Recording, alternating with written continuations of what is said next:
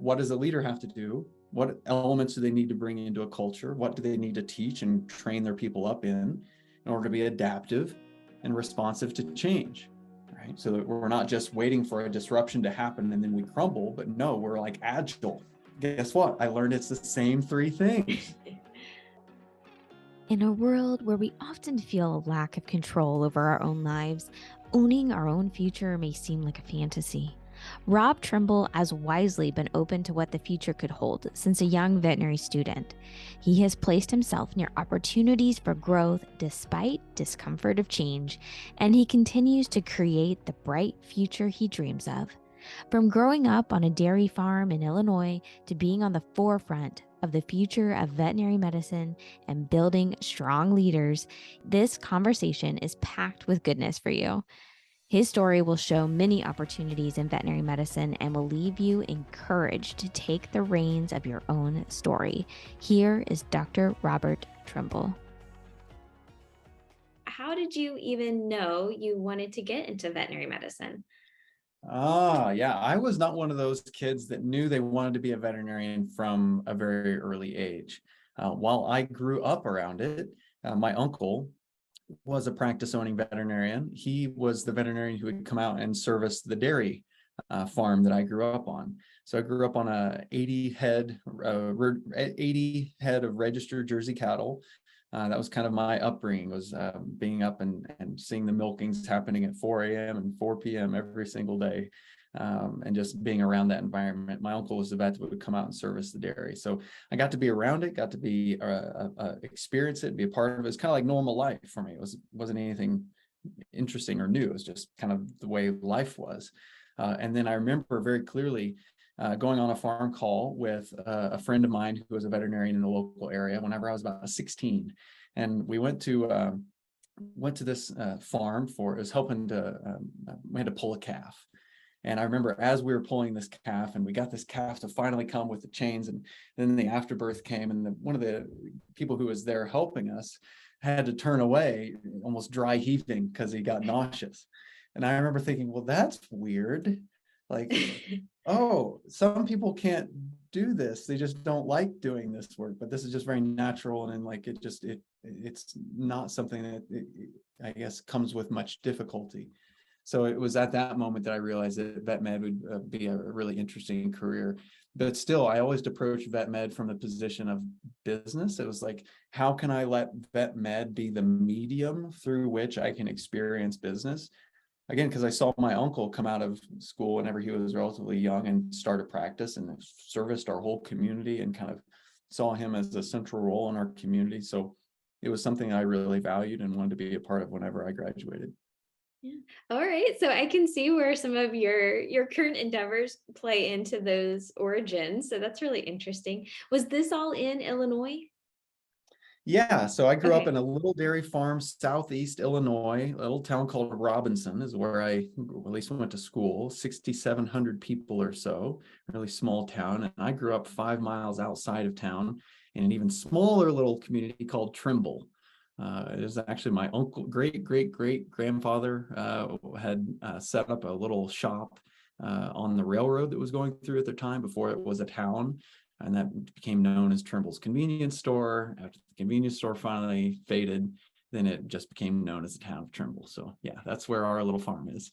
You have your own town? That is so No, cool. it is not but yeah, it has the origin story with my relatives. Yeah. Oh, that's really interesting. So you ended up going to school at Illinois. Yep. And I know you said you had the mind of this is a business, but did you go into school with one idea of what you might do and come out with another? How was Oh that, yeah. the 4 years of vet school? Oh yeah. From the very beginning, where I thought I was going to go in, I'm still pursuing a career in business in an undergraduate. I started out in agricultural business.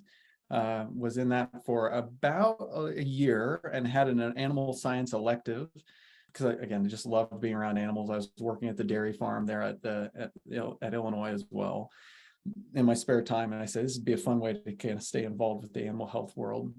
And I remember just kind of falling in love with it. I also remember seeing a few more girls in the animal science class than what there was in my econ and ag business courses. So that may have also been an influence, which ended up working out. I met my wife through ANSI, met her at the Hog Barn and Animal Science 101. So Nothing anyway, like love like cogs. That's right. How romantic, right? So yeah, started out ag business, switched to animal science, got into vet school at Illinois as well. As of a fourth year vet student, I still thought I was going to go out and do large animal dairy, almost production medicine, or almost consulting as a consulting veterinarian, looking at the business of a dairy, yet also still being able to contribute to the health of an animal or population of animals. My wife and I at the time, we were looking around at the future. We were being fourth year vet students. We were looking at the future, thinking, what does the future look like? What are we going to inherit as veterinarians? Is it going to look like what my uncle inherited when he graduated, or are we going to experience something really fundamentally different? And we kind of came to the conclusion when we were looking around at the trends that we saw evolving, the rise of social media, the rise of exponentially growing information-based technologies, we figured that the future is going to look radically different. And through that, it doesn't just happen overnight, right? You experience successive rounds of change and disruption. And so we figured if we are going to experience a lot of change in order to get to that future state, and change is uncomfortable, right? I don't know many people that are like, yeah, change. I'll have another helping, please. Like, no, it's uncomfortable for a lot of people, but we knew that was coming. We had a hunch that it was coming, at least. And so we said, what is the most uncomfortable thing that we can imagine doing right now? If we can start training ourselves to get comfortable being uncomfortable, what would that thing be? And my wife grew up on a little farm in Illinois as well. And for two farm kids from Illinois in a rural area, we said, well, California is pretty scary. Let's start there. And so that's where we started. We went out during one of our off blocks, rented a car in San Francisco, drove down the coastline to San Diego, and handed out resumes at every single vet practice along the coast that we could find. There was a practice a bit on both of us in the Monterey Bay, a little town called Hollister. Started working there for the first couple of years, a little GP practice. I remember it was within the first 2 to 3 weeks after settling in, our boss said, oh, great. Have fun. I'm going to Hawaii for vacation. So very quickly, whether we wanted it or not, we were thrust into the opportunity to run a clinic and run a practice and hold leadership positions. And, it got to the point where I remember coming in one day and saying, guys, we should host meetings. And meetings were terrifying. That's a terrifying idea, right? It's like, well, why? Why would you not want to get together and work on improving and growing together as a group? Well, I learned that meetings prior to that had been a way for leadership to scold or chastise or tell the staff how they're always wrong or where it's broken. And it was never about this idea of coming together and facilitating growth and learning and how we're developing and improving. So they had a natural aversion to that, right? It's like, no, you're just wanting to get us together to chew us out. It's like, oh, that's interesting, right? So kind of pin that in the mental bulletin board, where I guess we were there for almost 2 years, very quickly outgrew the practice. And then we got sucked up into the San Francisco Bay Area. My wife started working for a little walk-in wellness center through VIP Pet Care. That was kind of the early first prototype for what has now evolved into walk-in wellness centers and Walmart clinics. So she kind of had her own little mini startup there that she was kind of trying to help grow. And I actually fell into a position with a local startup called Vet Pronto. It was doing house calls. It was kind of like, the way I describe it quickly is like Uber for vet med. I had an app on my phone that told me where is the service provider, where I needed to go and what patient I was going to be seeing, what their issues were. And we would do as much healthcare in the home as we could, from preventative healthcare all the way through curative healthcare through euthanasia. If we could do it in the home safely, securely, and a good experience, we would do it. So was their premise licensed vet for about a year, and then had a real cool opportunity to co-found a company called Fuzzy Pet Health with a few other entrepreneurs in San Francisco there. People who were not veterinarians but needed a veterinarian presence with the leadership team. And so again, kind of by accident, fell into an opportunity like this. I was actually writing my records in my wife's walk-in wellness center after a day of working at Vet Pronto when what would eventually be our CEO came in and said, "Hey, I'm looking for some veterinarians who are innovative, entrepreneurial, want to help start a business with us." And I was like, "Well, yeah." Right. So there's this idea of, well, luck being a part of it, but there's also this idea of creating your own luck and choosing to put yourself in environments where luck can happen to you. So that was one of the biggest learnings I had in my early career. Is like, by putting ourselves in this very uncomfortable space when we're growing and developing, there's also opportunities that may happen that we didn't plan for. And so that was really powerful.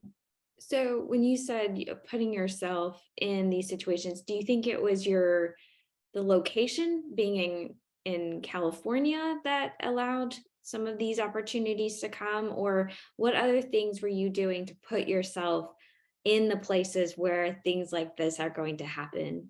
Yeah, no, I don't think it's just California. California was, for me, because it was so different and polar and completely opposite from the way I grew up. And so for me, that was just personally a great way to grow and develop and understand the world in a different way that I had ever been exposed to. So I think there's an element of that can factor into sort of leadership growth. Like, you grow as a person, you understand yourself more, then you become a better leader eventually. So I think that was a piece of it. But was it just because of being California? No, but there is something about being in an environment where you're surrounded by creative, innovative, hungry people that are chasing it and going for it, even the difference from the Monterey Bay, which is just a couple hours south of San Francisco, I noticed a distinct difference just in the way, the pace of people's walk, for example, right? Or the pace of their speech. I know you're down in the southern states now, right? I So we just had a moved to Savannah, conversation Georgia, so I know a exactly what you mean. little different pace. No, that's good that in a time of personal growth, you are also discovering opportunities for career growth. So Yes. I apologize for interrupting. So No, great. that this person walks in, says, "Hey, we need a co-founder." How did that develop? Oh, you go out for a coffee, then you go out for a beer, and it's totally about relationship development. It's one of the things I teach the students about, both previously at the Veterinary Entrepreneurship Academy and now what we're doing at Harbor. It's this idea of partnerships. How do you leverage great partnerships? And a lot of it comes down to relationship development, building deep, meaningful connections within a community of people. And so that's really where it starts, whether you're talking about co-founding a company with somebody that just walks in, you randomly meet them, or you've been going to school with a colleague, maybe a student who's listening to this, or going to school with their best friend, and they want to get out and start a practice together. It becomes a different relationship when it's around a business. And I've seen people do on both sides of the fence, people who are married working together. I did it with my wife. She was working with us at Fuzzy. I love working with my wife, but there are some people that can't imagine doing that at all. Right. So there's a balance there. And it's not always an easy balance to find. Balance is a really good term, I think, to just define the first 10 years out of school. For me, it's like figuring out balance from a personal standpoint, balancing my personal life with work, going through my own battles with burnout, especially like in the Bay Area, learning where your boundaries are and balancing those boundaries. Balancing the idea of discomfort. I finally came back around full circle with that idea. It's like, do you need to keep pushing into the space of discomfort all the time to keep growing, or can you be in a content environment and still grow in a way that's healthy? So, that's really what I've been thinking a lot for this last few years. I just recently moved to Fort Collins a few years ago, here in Colorado now, and we've got a really strong community of other veterinarians and business owners and entrepreneurs and really creative, forward-thinking people here in Fort Collins. And so it's not as discomforting of an environment, or I don't know if that's the right word there, but it's not as uncomfortable of an environment. But it is certainly, I find myself still growing, just in different ways. Yeah, it's interesting that you say that, because the podcast episode that just went out this week was with Genesis Jones, and she went to school in Grenada. And with the island school, you're there for about 2.5 years, and then you move to a completely another environment to do your clinicals. So even within vet school, there are opportunities potentially to move around and see not only how you can grow, but I think it opens your mind as well. I think, especially if you're interested in entrepreneurship, which we'll get into, putting yourself in a new environment requires you to open your mind Uh-huh. and ask more questions, I guess. Stay, being curious. That seems to be a theme Yeah. of mine. Trying to understand other people, which also helps with building relationships. So I like the building relationship piece of this. What do you think were some of the key components along the way? I'm sure even in vet school, building those relationships in vet school can be helpful, not always with an agenda, just be open to meeting Yeah. people, build just general relationship, brings value to our lives in general. But You hit the did right word, you, value. yes, Definitely. Keep going. I think I want to always encourage people to, wherever you are, whether you're in vet school, you're a new grad, whether I mean, I was talking to someone who was a dean and he's retired and he's still building relationships. So I think that's so key that I'm seeing in very successful people's lives. Yeah, the power of the network. I mean, you hear that anecdotally, that you're only as powerful as your network, and boy, I've seen that to be absolutely true. It's funny, right? Because like I grew up with this idea of working really hard. That was the pathway to success. I feel like a lot of vet students have grown up with that too. Working really, really hard for a really long time and delaying gratification. There's something really valuable to that. It makes you into a stronger leader, I think. There's a lot of value that can come with that mindset. There's also something I learned about working smarter and not necessarily harder. And I feel like that's where your network can really come into play. When you have a really robust network of people who you're connected with that fill in your own deficits, that help fill the gaps of your own knowledge, you don't have to work harder. You don't have to study 60 hours that week in order to bone up on your knowledge of what you're trying to learn. You just have a phone call with somebody and now you're a week ahead, right? So the power of your network is enormous, I think. Yeah.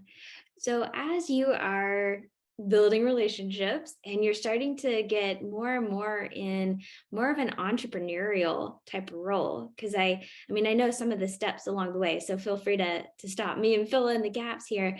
Eventually you start to really be passionate about entrepreneurship and where you want to help other people do it as well. So what was that transition, and starting a company like Fuzzy, and then growing into trying to help other people be entrepreneurial and bring Yeah. in their special gifts?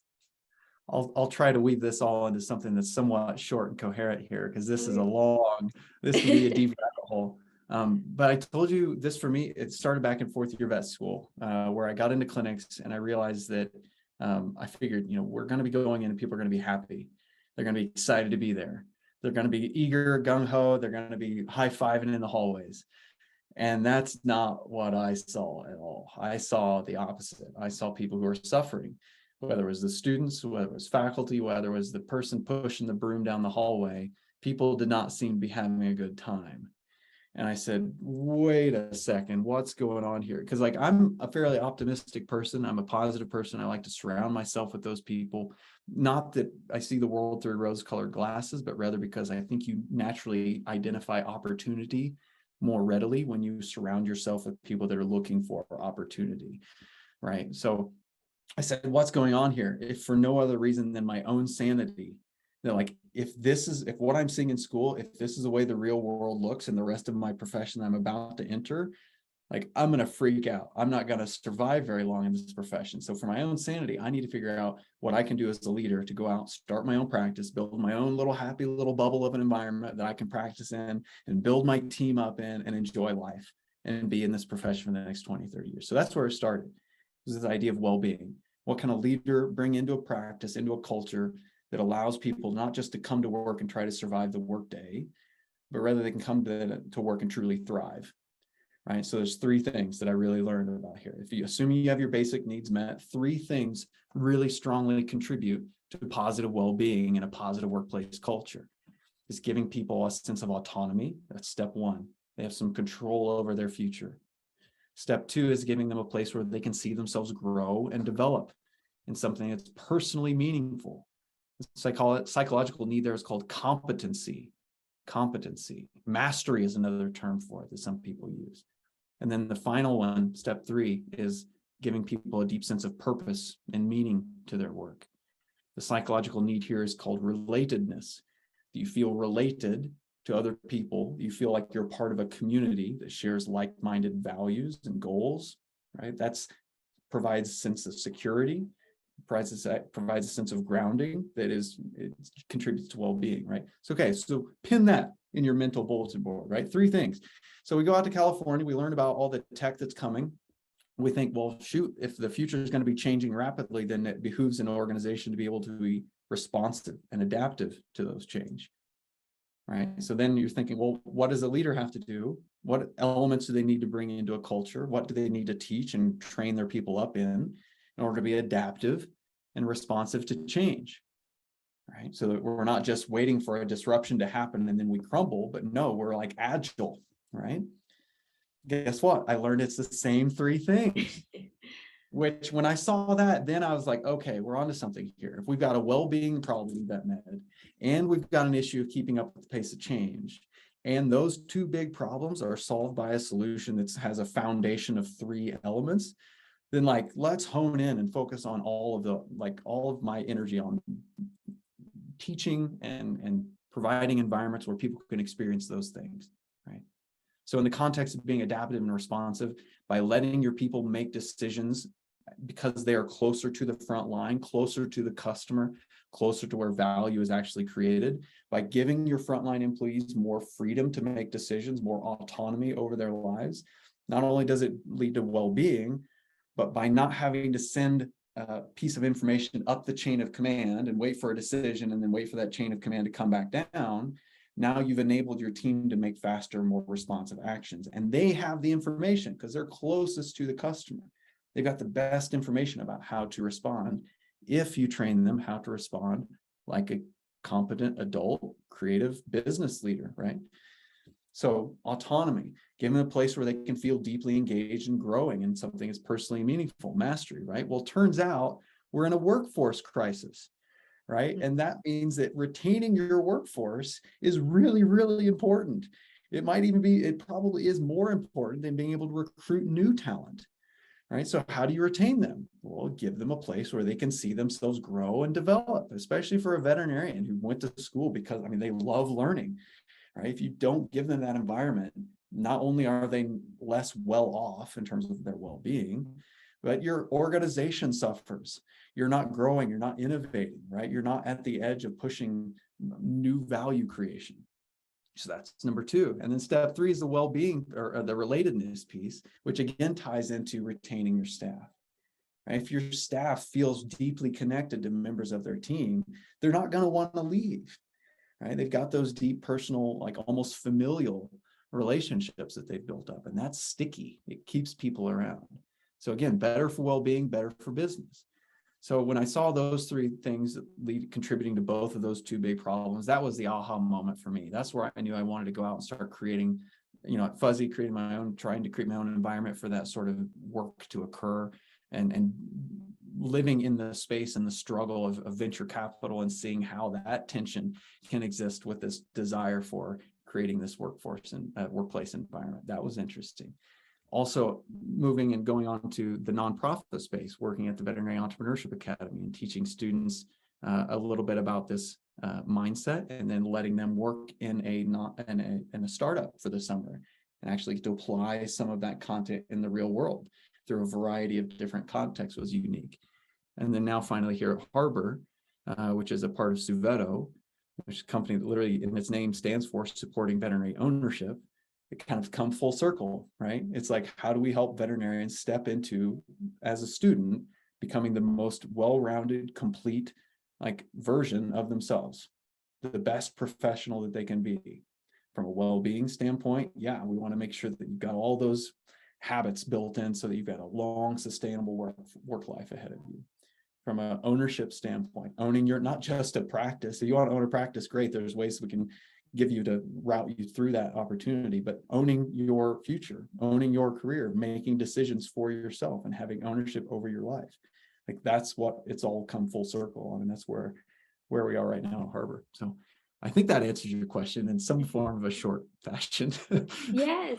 And I loved when we were talking earlier about Harbor Vet and how you integrate these students going through vet school and allowing them to not only work on clinical skills, because we get really focused on that in vet school, but in this program, they're able to step back and look at communication skills, business skills, leadership skills on, okay, and they're working alongside these people who they know that this is what they're doing. They are trying to teach these students, look at that situation. Why did that happen in this interaction? Those kinds of things I think are so important. And I like how it's already it's tied into while they're going through vet school. Yeah. I don't think necessarily we need to batch like, okay, for 4 years you're focused on clinical, and then you're out into the real world and you'll learn on the job all those other things. But no, we're incorporating at the same time, working with teams, and that's I kind of want to challenge a little bit. You talked about the importance of connectedness within your team in the hospital. I want to challenge, can we also bring that connectedness to the whole environment, including our clients? Can we get to that point? Because I think that is also important for this ever-changing world to more so be inclusive of the entire ecosystem of what we do. Any thoughts there? Yeah, absolutely. This idea of moving to a client-centric healthcare delivery model, right? And I remember thinking about that too. Like, how do you create the best experience possible for your clients when they come in, such that they love just being there, and they, even if they can't if they can't articulate why, they just feel this draw to be able to come back and be in your practice. There's no barrier for them coming back and seeking out your services, which from a business standpoint probably means you're able to generate more revenue. From a business purely revenue standpoint, the more often you interact with a potential customer, generally the chances of generating revenue are going up, right? But you mentioned something on, we touched on balance earlier, and this idea of work-life balance. And I think you touched on it a moment ago around this. We don't need to have 4 years of just clinical training and then learning about other things. I think it ties to work-life balance, because I think a better term here might be work-life integration, right? It's not like you go to work and all of a sudden your life shuts off, right? Life still happens at work. I mean, if we've learned this of any time, it's over the last 3 years, when a lot of people have had to work from home during COVID and got kids running in. And I mean, there's a whole issue there. As it relates to client centricity, I think the way that you can ultimately create that experience that draws your client back in is through your staff, through your team, right? Through the environment that is created when your client walks through the door. Client can walk through the door and they can feel if there's some tension in the air. They can, I mean, most people can probably relate to that. You can feel something's off. You're looking around like, what is going on in here? It's edgy in here. Just like when you were in vet school that you mentioned, even the janitor, you could feel like this does not feel right. Yeah, that feeling, we talked about this a little bit at the VEA, a little bit in Harbor. Like, I think that feelings and emotions that you pick up, that it is, from my perspective, just another form of information. It is just like doing on your physical exams, putting your hands along the skin and feeling the skin and listening to the heart. It is just a different way of perceiving information about the world around you, right? So paying attention to the emotions that come up, I think, can be really helpful in guiding that. But it's also something to pay attention to from the standpoint of creating a culture and a client experience. You can get your team to be in a position where they are well and happy and jiving and working well together. Your clients walk in, they're like, man, you guys are having fun. This looks like a good place to be. I like being here, even if they can't articulate, right? So I think it starts with your staff. Client-centric healthcare delivery, in my view, really starts with your team.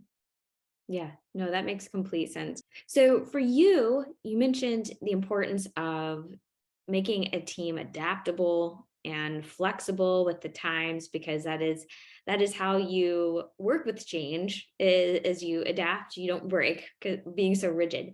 But I feel like you've taken even a step further. Not only are you helping people be adaptable to change, but you are with the people who are helping in the innovation themselves. So moving beyond just helping people be adaptable, but actually helping people find ways to bring the change, the innovation into our space to help make our work and lives better so that we can thrive.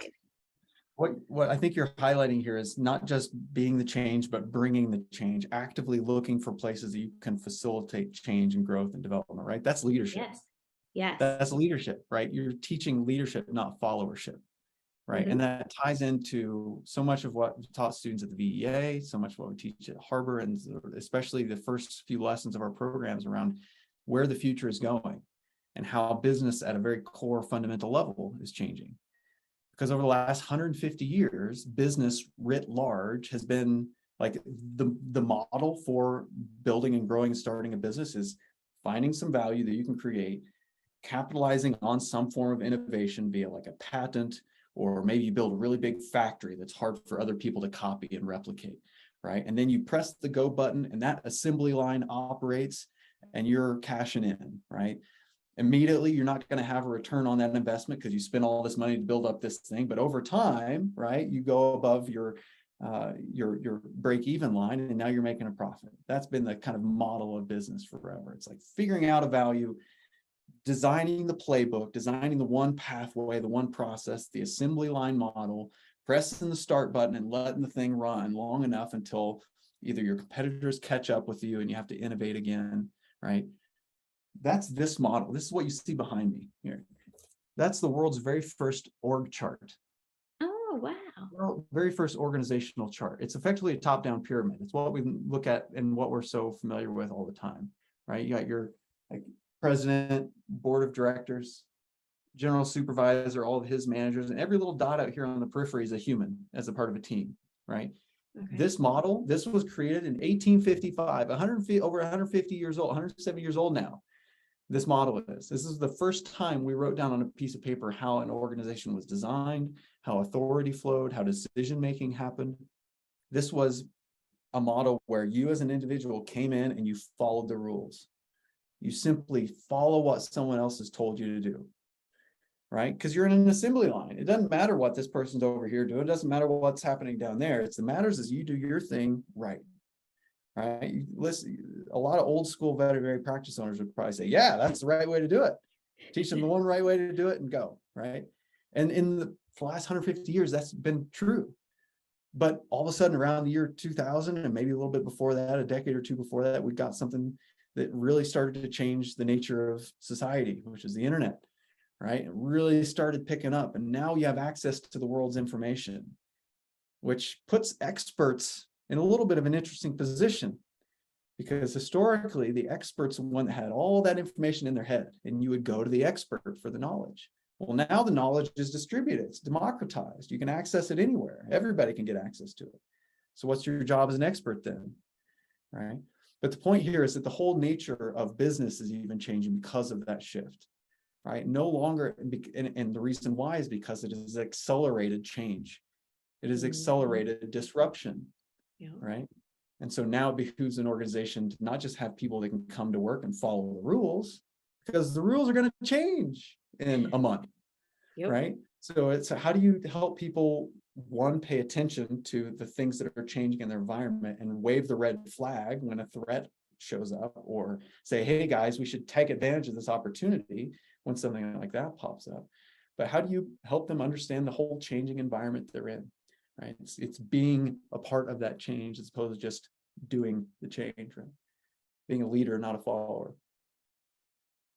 Yeah. So being part of that change. And that's what you were talking about reminded me at the Veterinary Innovation Summit last year, because they talked about that we are in a time of exponential change instead of, that very slow gradual where we got used to it.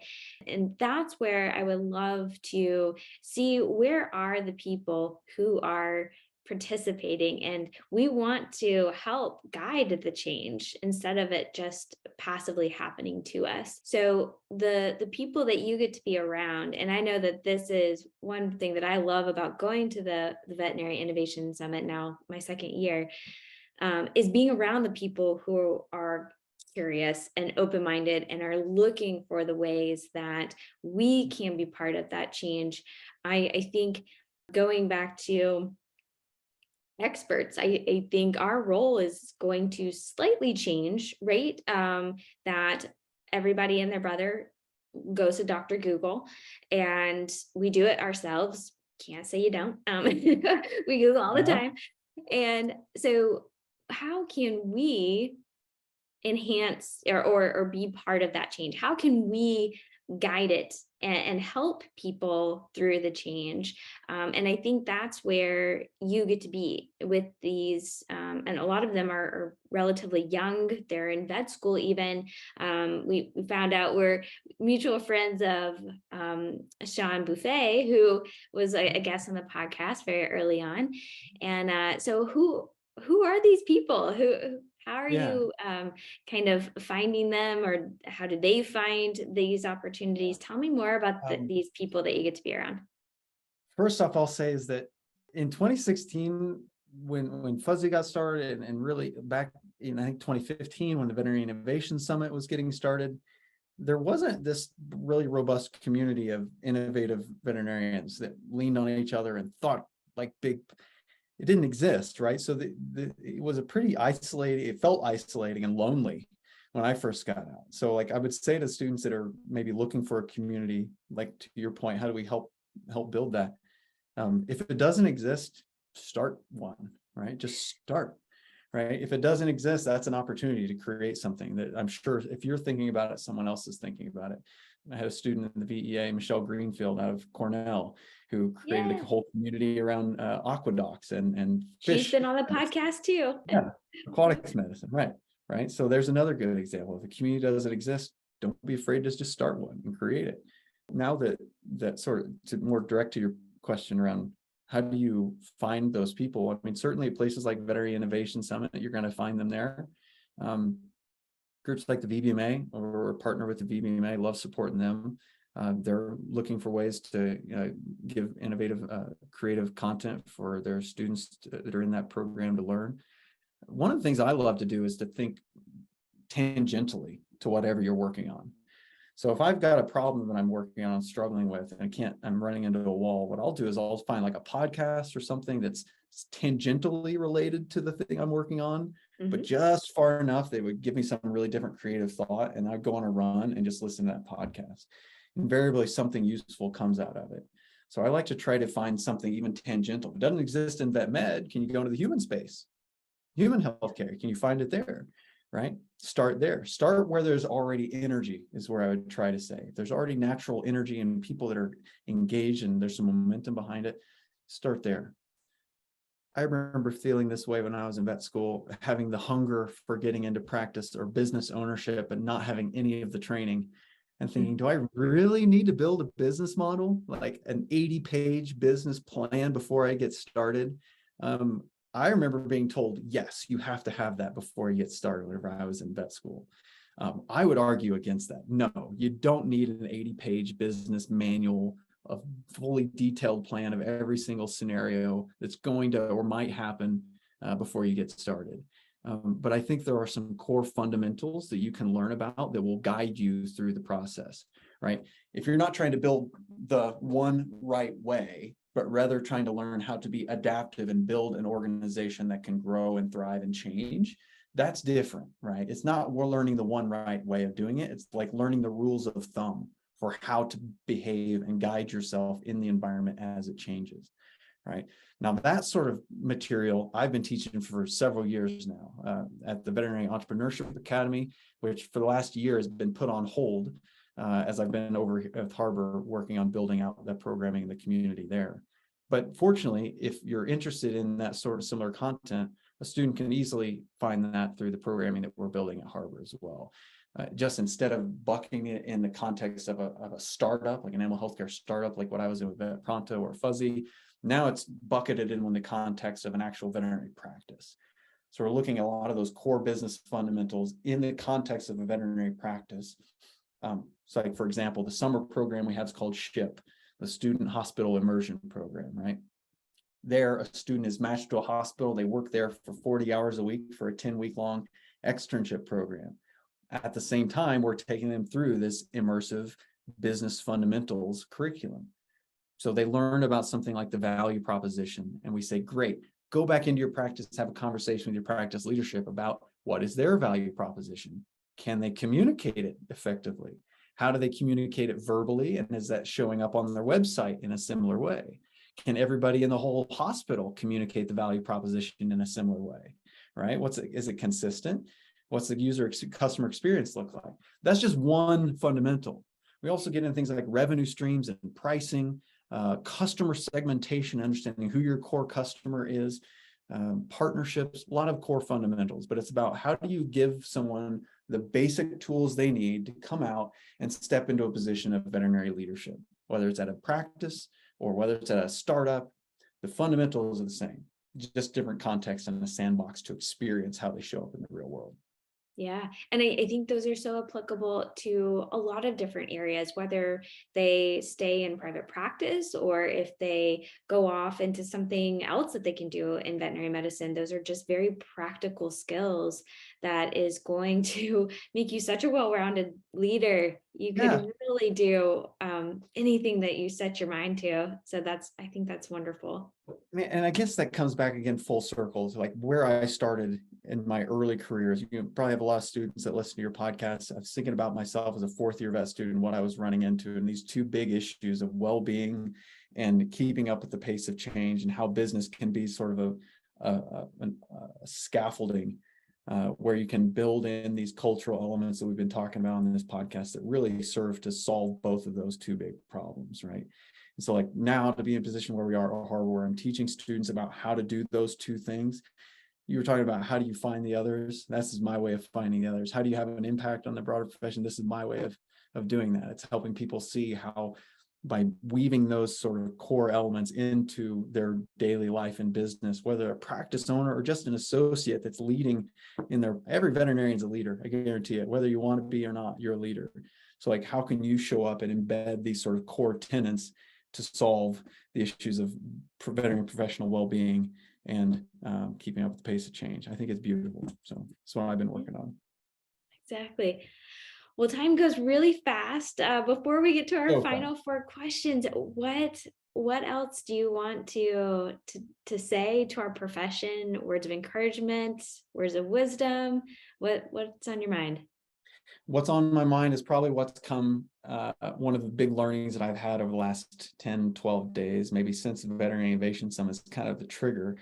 I went from the Veterinary Innovation Summit. I had to leave a little bit early to get back here to Colorado. There was a Wellbeing workshop that I was helping to facilitate with the Colorado VMA over in Keystone. Beautiful place over there. But it was interesting going from the VIS, where there's this very like high level, high energy, like top 10% of the innovators are there, right? They're looking for the major levers that are out in the profession that we can make major change. And things are tough, but we're making progress on our goals and on our problems. Going from that environment and that sort of audience to very much people who are boots on the ground, working on the front lines of veterinary business, veterinary practice, and saying like, what are the similarities between the solutions that both of these two audiences are talking about? What are the differences between them? I guarantee the boots on the ground group, they were talking about stuff that impacts our lives today because we need it today. Yeah. So communication training was a big piece of that workshop on well-being. It's one of the other things we talk about at Harvard a lot. One of the things I'm trying to get better at teaching too, right? But like going from those two audiences was something striking. But at the end of the day, what stuck out to me was that whether we're talking about high-level issue or solutions like, for example, the mid-level practitioner role, right? Or moving from a vet-centric healthcare delivery model to a client-centric healthcare delivery model. What does that transition look like? Or whether we're talking very much boots on the ground, like how do we communicate with our clients in a way that doesn't make them freak out and creates a good environment for us here, where it doesn't create conflict and tension, right? What came across as both of those audiences, both of the different solutions very clearly, an undercurrent, so to speak, was community and connectedness. That piece of relatedness, right? Yeah. You feel relatedness to other people in the pursuit of a commonly shared goal with commonly shared values, right? And that's where I would say to the people who are listening to this podcast, the vet profession is a great place to come out with your career. If you're a vet student listening to this, the veterinary profession is a fantastic place where you can have enormous growth and experience enormous well-being. It is also a place where you can suffer if you want to. I'll say you don't have to. If you want to go out and suffer, go for it. It's your life, but you don't have to suffer. And I don't even mean to apply that necessarily to clinical work. Like working front lines in that high stress environment, you don't have to suffer, even though it's a somewhat of a painful, sometimes, environment with what you have to deal with workplace stressors. There are ways to mitigate that and have a healthy long-term career as a veterinarian. So you're coming out into a great profession. Yes, there are issues. Yes, we have problems. And yes, we need to keep working on them. And I want to say there's a great amount of amazing people in this profession that are passionate in a way that you just don't see in other industries. So that's where we'll leave that one. Yeah, no, very, very true. Love that. All right, to wrap up your final 4 questions, I am changing them on you. So if you tried to prepare for this, I am so sorry. You are out of luck. So adapt and respond. The first question, I heard this on a podcast and I was going to toss it your way. What is something people get wrong about you? I've had people think that I am an early riser. Well, you grew up on a dairy farm, you've seen the 4 a.m. milkings, you've done an Ironman, you've done all this hard training and work and stuff. And it's like, no, I do not like waking. I'm much more of a night owl. Some of my best work comes out between 10:30 at night and like 2 in the morning. So there's some creative opportunities that happen at night that I miss out on when I have to wake up early. Oh goodness. No, I am sleeping at that time. So I would be the morning person. So that's interesting. Very cool. All right. 2, do you have any hidden skills or interests that most people don't know about? I surf. Really? So I've been, learned how to surf, which is kind of interesting coming from the cornfields of Illinois. Yeah, I got a whole bunch. I'm trying to think like what rabbit hole to go down here. I've definitely into mountain biking, cycling. Did an Ironman back in veterinary school or in college.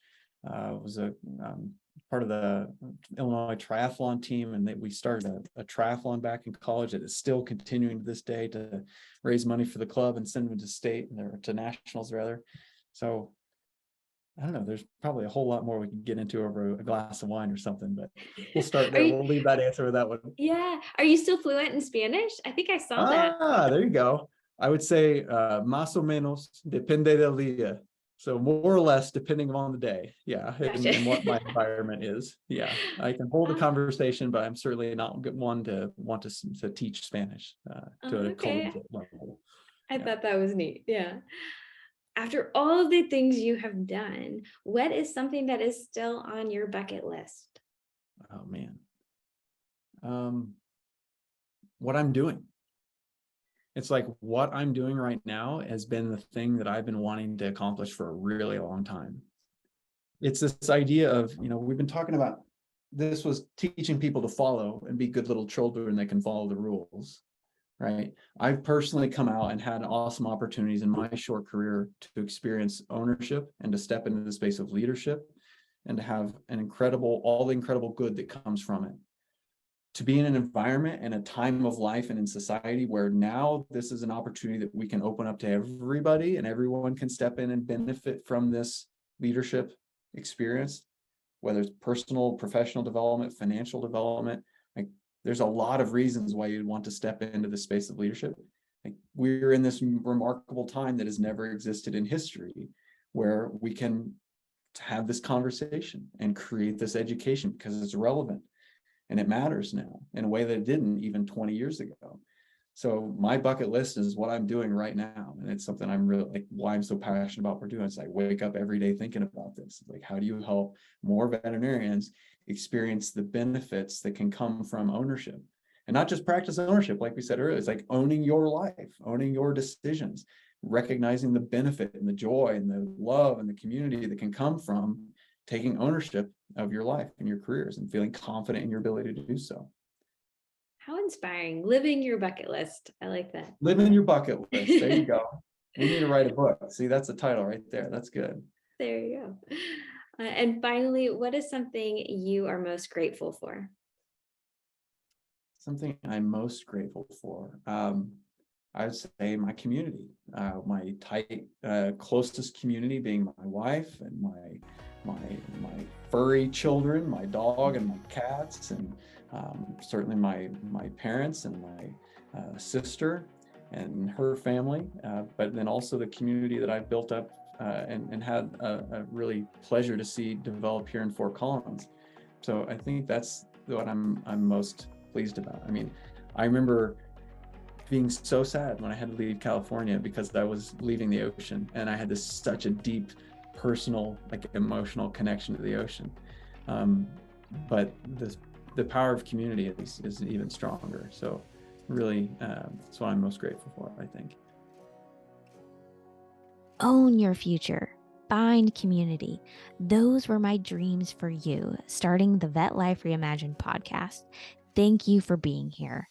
Did you know this podcast is on your favorite audio platform and YouTube? Find it on both and give it subscribe. My goal is to have 1,000 subscribers on YouTube and to continue to build this great community with a positive outlook for the future.